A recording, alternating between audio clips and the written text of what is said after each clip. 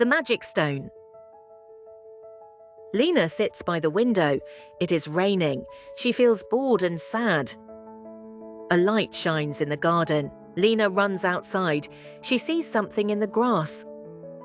It is a small blue stone. It feels warm. It glows in her hand. Lina hears a whisper.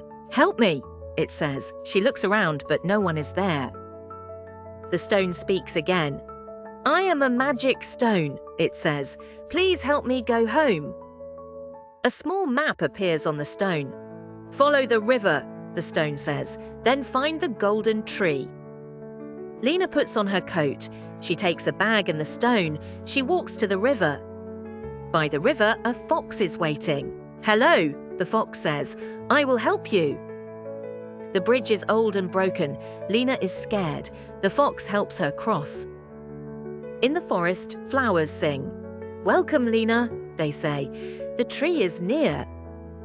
The tree is tall and gold. It shines in the light. Lina feels happy. There is a door in the tree. Lina knocks. The door opens slowly. Inside is a bright room. The stone says, "This is my home." It floats in the air. More stones come out. They glow in red, green, and purple. They sing a soft song.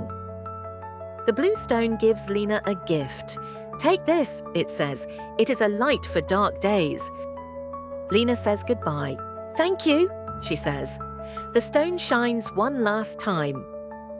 Lina walks back home. The rain is gone. The sky is blue.